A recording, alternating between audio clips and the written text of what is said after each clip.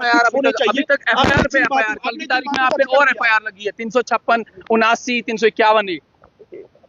ये ताकत का नशा है, पैसे की ताकत है, पैसे के दम पे ये चीजें हुई है। अब देखते आगे क्या होगा। बात एफआईआर की नहीं, बात है लोगों के विश्वास की। नहीं, आप डॉक्टर्स के लिए कह रहे हैं कि वो अपनी ड्यूटी दें। टाइम्स ऑफ इंडिया की रिपोर्ट है, उसमें साफ तौर पे लिखा है कि 10 से 4 आपने एप्रन पहनना ही पहनना है, आपका आई कार्ड आपके साथ में होना चाहिए।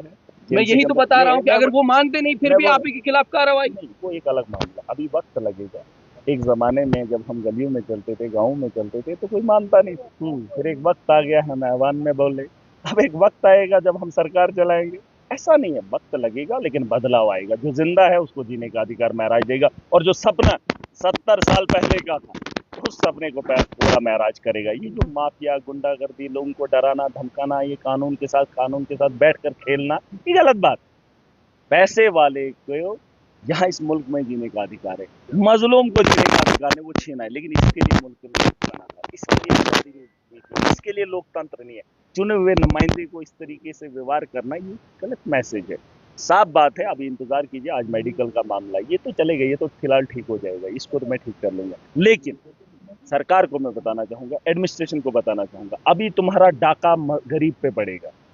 एमजी नरेगा की पेमेंट आएगी, मटेरियल का पैसा आएगा, गरीबों ने काम किया है और चेले चपेटों के साथ मिलकर खाएंगे। उस वक्त कोई धर्म नहीं होगा, कोई जाति नहीं होगी, कोई फिरका नहीं होगा, कोई भाजपा नहीं होगी, कोई आरएसएस नहीं होगी।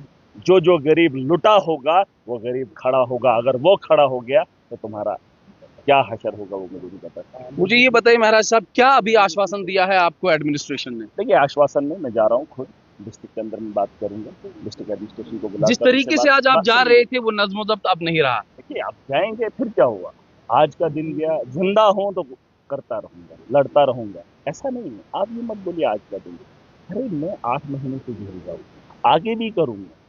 ऐसा नहीं है महराज हिम्मत हार गई। मैं वो लीडर नहीं, मैंने कई बार बोला, मैं वो लीडर नहीं हूँ जो बनने के बाद बड़े लोगों के साथ उठना बैठना रखेगा। मैं वो लीडर हूँ जो जहां से उठा है उन्हीं लोगों के साथ खड़ा हूँ और उन्हीं के लिए लड़ूंगा, उन्हीं के लिए जीऊंगा और इनको भी वो सलीका सिखाऊंगा। बात ये अब थोड़ा उन लोगों के बारे में बता दीजिए जो लोग आज इंतजार कर रहे थे कि महराज मलिक का काफिला जो है वो गवर्नमेंट मेडिकल कॉलेज जोड़ा जाएगा। देखिए, लोगों ने हिम्मत दिखाई, इसकी मैं दाद देता हूँ।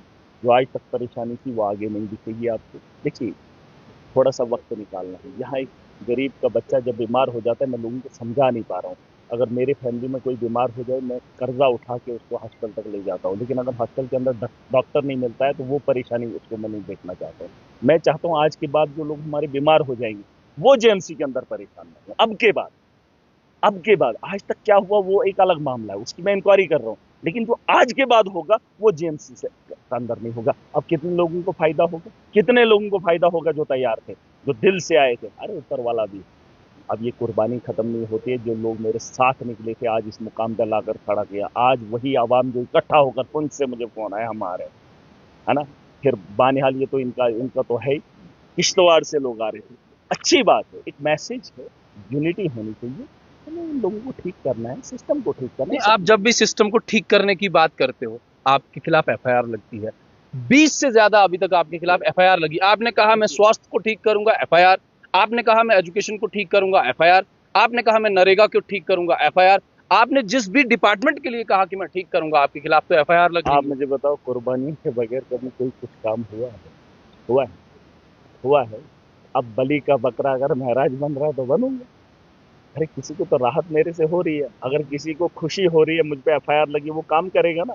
तो मुझे मेरे पे 10 लगा लो, मुझे अंदर करके लोगों के काम करो, कोई प्रॉब्लम नहीं।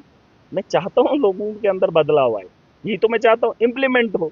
जो स्कीमें हैं उन्हें जमीनी सतह पर लाओ।